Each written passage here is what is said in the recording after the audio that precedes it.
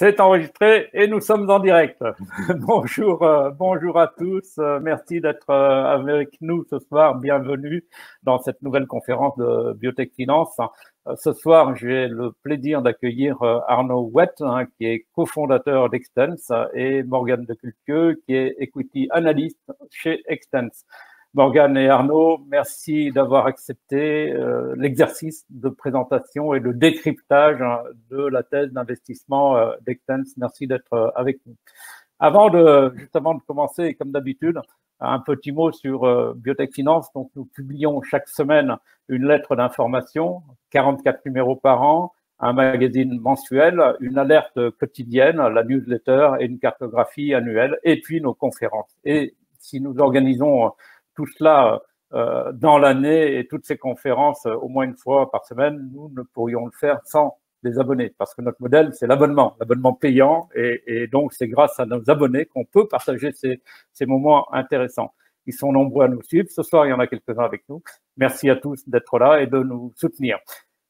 On vient sur Extense. Alors, Extense, c'est une société, c'est un fonds qui a été fondé en 2014. C'est un tout premier fonds à avoir misé sur la santé numérique. C'était osé à l'époque, parce qu'il n'y avait pas trop de santé numérique qui se développait à ce moment-là.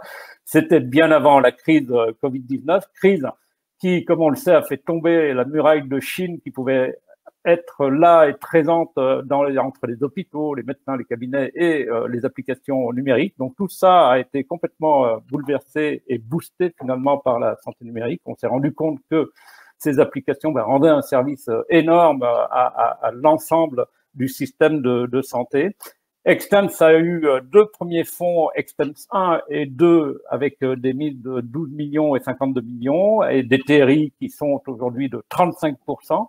Les fonds ont été investis dans une quinzaine d'éditeurs français de logiciels de santé, et un troisième fonds est en cours avec un montant cible de 100 millions d'euros. Voilà, c'est l'information en cours. Et puis, ce matin, on apprenait, mais on le savait un tout petit peu, ça avait déjà filtré dans les couloirs des ministères, on apprenait que le fonds Patient Autonome, qui est dirigé par Charal Wafi, augmentait de 50 à 100 millions d'euros. Mais on va parler d'Extense, évidemment, et peut-être commencer par comme d'habitude, par une histoire, un historique de ce fonds, une genèse d'Extense. Arnaud, c'est à vous. Merci Jacques Bernard, bonjour tout le monde. Oui, Extense, c'est un fonds très particulier puisque on est spécialisé en accompagnement de PME de logiciels de santé. Il y a maintenant un certain nombre de fonds qui sont des fonds santé, mais qui font tout dans la santé.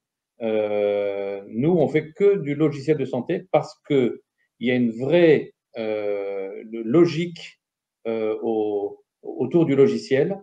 Un éditeur de logiciel, c'est très différent en parcours d'entreprise comparé à de la biotech, comparé à du medical device, comparé à un réseau de maisons de retraite, etc., etc. En fait, un éditeur de logiciel, ça correspond à en fait un développement de produits, et ça se fait avec des bonnes pratiques. Et puis les modèles économiques sont ceux du logiciel.